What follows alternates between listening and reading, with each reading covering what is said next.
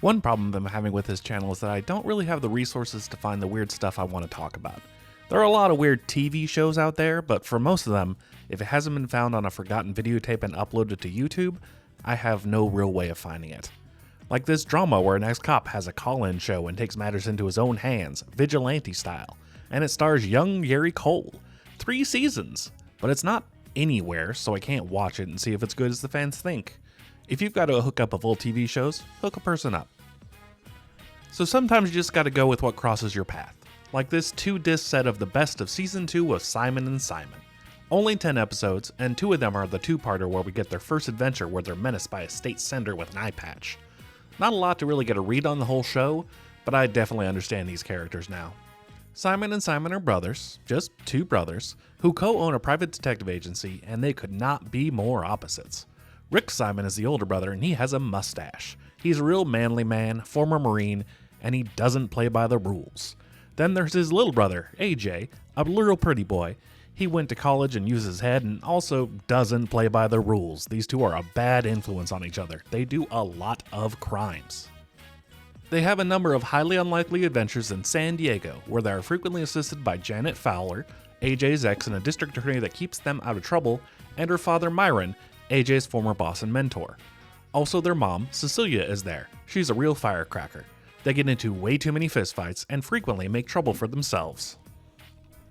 Rick is probably the worst of this. This man has no impulse control. This guy starts chopping wood in the middle of the living room at 2 in the morning because he was excited to use his new power tools. Or he's very high on meth. One of the two. Probably the first one though. In fact, this guy frequently finds himself in ridiculous situations because of his own hubris and impulsiveness. It happens so many times in just these 10 episodes that I can't imagine what nonsense he gets up to in the other 8 seasons. So, from least to most zany, here are the top 8 problems that Rick Simon caused for himself.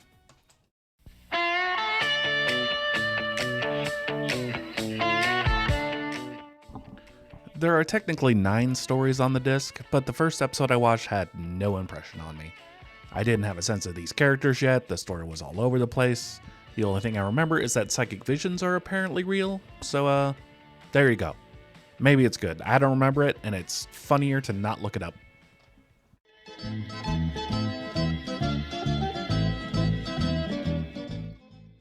It became clear to me that the primary purpose of this show was to have gunfights and stunts on television. The same thirst for action would create shows like NCIS and FBI and SWAT and any number of shows that are mostly letters about people shooting other people. Except this show is about 2 idiots who are running around trying to solve crimes, and yet it frequently devolves into a crowd of guys just trying to murder them.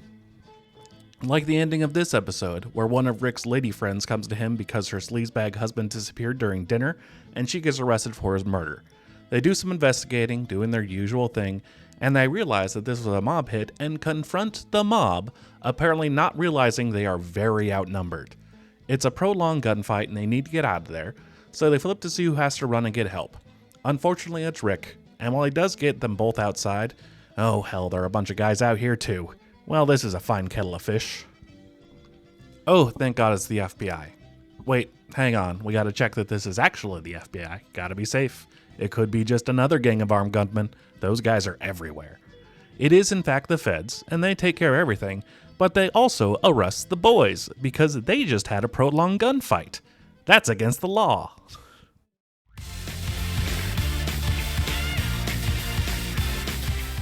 This show is occasionally pretty funny.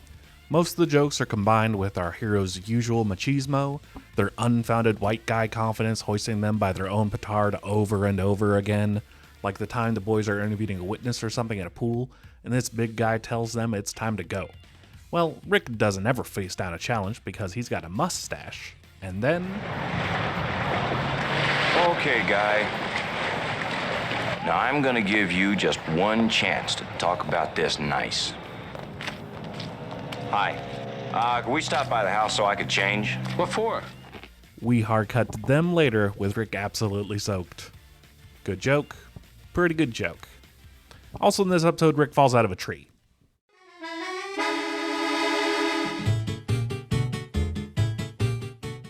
Speaking of jokes, Rick gets another good one. The boys are in a situation where they have left a ransom of some kind by the beach and are watching it to see who picks it up. They see a man come out of the ocean in scuba gear and jump in the truck to go get him. Unfortunately, they get spotted immediately, and the man starts chucking grenades at them before fleeing back into the ocean. Well, Rick won't have it and goes splashing into the water after him. Naturally, this does not go well for him, because of course the guy gets away, but then he comes back out of the water and... What did I think I was doing? I don't know. See, this guy is funny. He's very stupid, but he's funny. Super charming and kind of handsome. If he wasn't a sociopath who goes ham on this guy who kidnapped his mom, he might be a catch.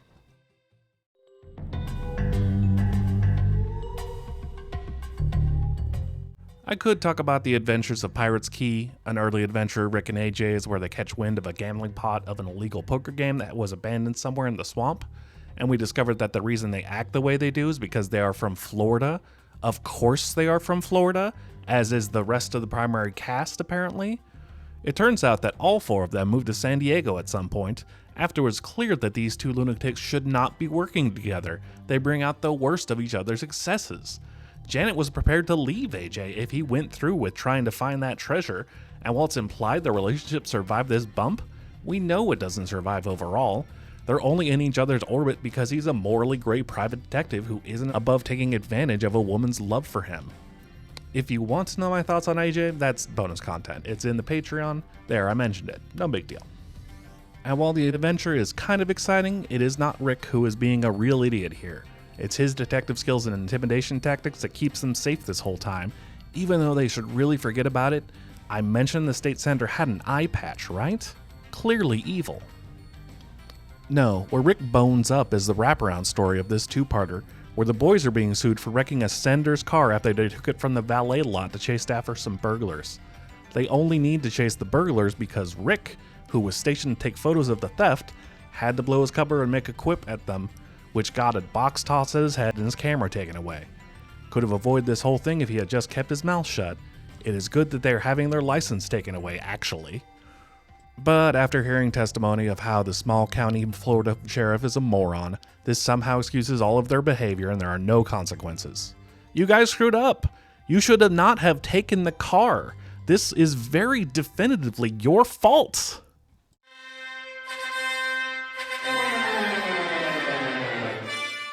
There's a phantom in this amusement park, constantly sabotaging machines and interfering with plans for a grand reopening. Both Kiss and the Scooby Gang are unavailable, so Letty hires these two goofballs to take a look. They have to keep it on the down low, so they must integrate with the current staff. She suggests that Rick joins the mechanical crew while AJ works as an entertainer. Well, Rick doesn't like the sound of that. He always has to be a working stiff on these things. He wants the cushy job for once.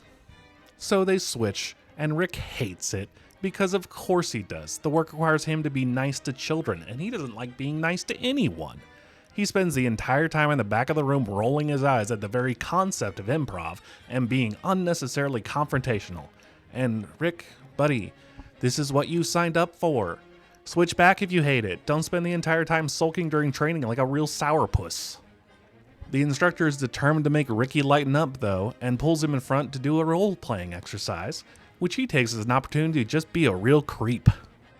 Gnomes love little kids. We eat them for lunch. You got any mayonnaise on ya? I do not understand the instructor's response to this. Is she scared of him, or did this somehow make her horny?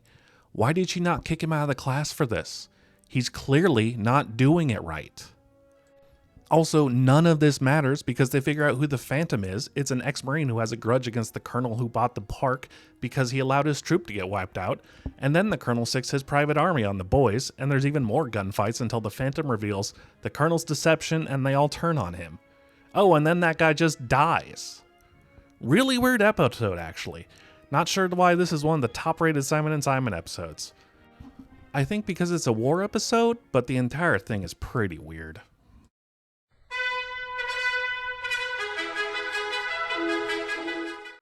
Sometimes there's really not a mystery element to the brothers' cases. Sometimes it's pretty clearly obvious who was behind everything, so they just spoil the secret halfway through so we can have some clear antagonists.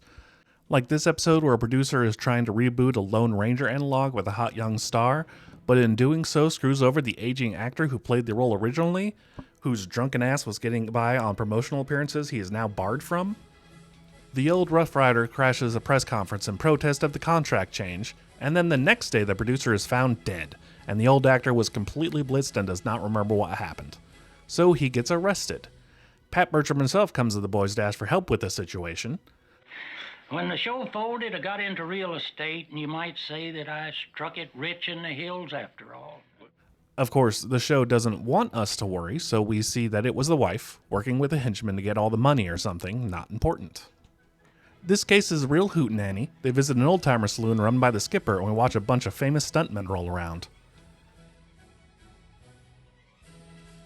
But the case really heats up when Rick gets bonked on the head, checking in on a lead, and kidnapped by the villains, who have decided that they need to kill him, but don't want to get their hands dirty, I guess. So what they do is they put the unconscious Rick in the same room as Rough Rider's pet snake, which appears to be an Indian cobra, and then they wait around for about half an hour. Surely the venomous creature will immediately think that an unconscious body is a threat to it and move to bite him, after which Rick will immediately just die, not expire in 2 to 6 hours if untreated. It's a terrible plan. It's a terrible plan! This was never going to work. The most bizarre thing about the whole thing is that it does work. The snake is immediately up in Rick's face, just hanging out. While Rick is just laying there, didn't do nothing, he bites him hard and then slithers away. Snakes do not do this. This is a cursed wizard of some kind, but it looks like it's curtains for Rick. Except it's fine, because AJ is here. He just happened to hear exactly where Rick would be, and comes to get revenge on the snake, when Rick reveals the snake bite did nothing because the poison glands were removed a while ago, probably. Then it's just a matter of dispatching the two villains extremely goofily, because it is clear these are not serious people. They have a gun, they were willing to kill. What exactly was their reason for this idiotic murder attempt, besides Rick being a main character so he is invincible? I'm going to say delusions of grandeur. They are just so confident in their horrible, horrible plan. The show devolves into cartoon mode when the Rough Rider shows up to lasso the escaping villain. I guess this technically wasn't Rick's fault. Like, it's an extremely stupid situation to be in, but I guess he could have done more to not give us a death fake out. Like, it's pretty stupid to just lay there pretending to be dead when your brother comes in the room. I guess he was doing this to trick the villain so he could sucker punch them. Well, I would have done it differently, okay?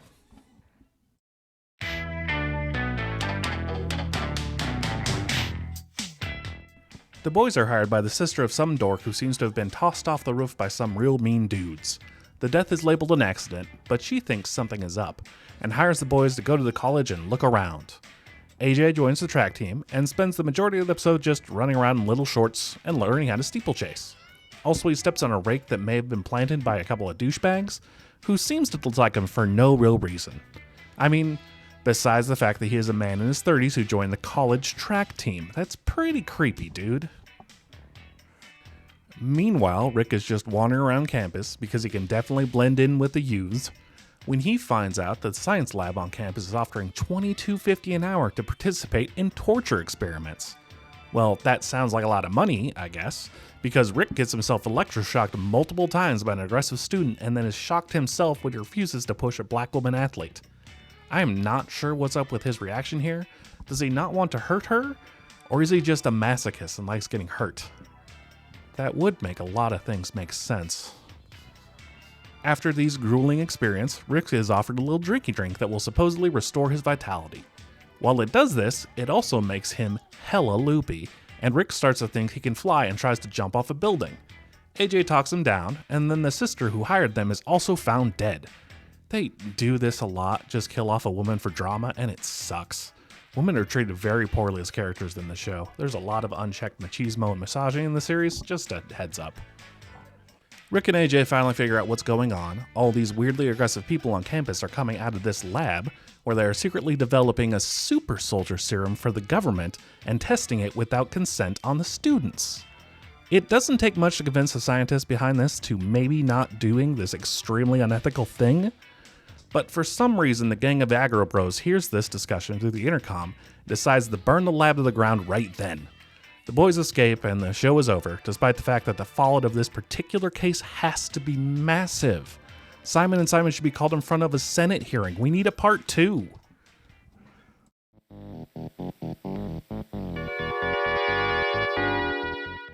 I do not want to imply that Rick getting himself kidnapped by Russian agents is his fault.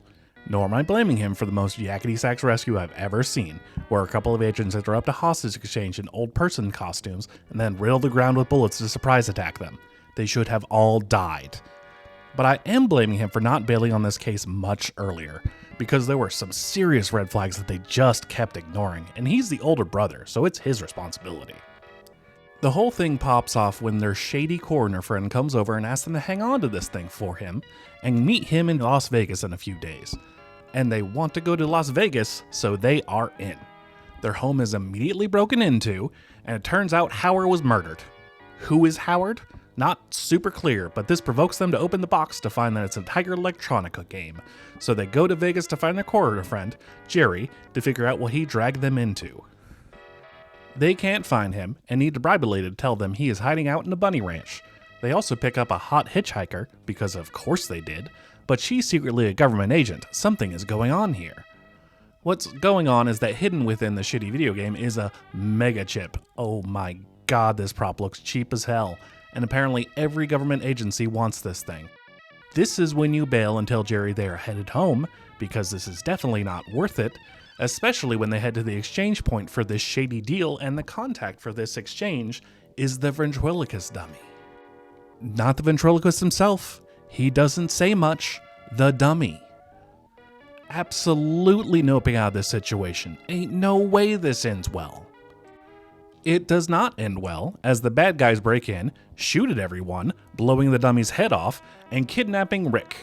AJ is mad pissed and refuses to hand over the chip to the federal agents who swoop in to take over the situation, and convinces them to do the dummy exchange thing I told you about 3 minutes ago. Just a complete disaster from top to bottom. They should really retire after this one. It's too wild out in the field.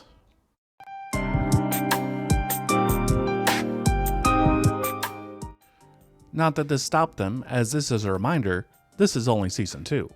Simon and Simon got 8 seasons in the 80s, where seasons had 20 plus hour-long episodes. They had to fill a lot of time, and we only get more outrageous secret government programs and accidental run-ins with the mob.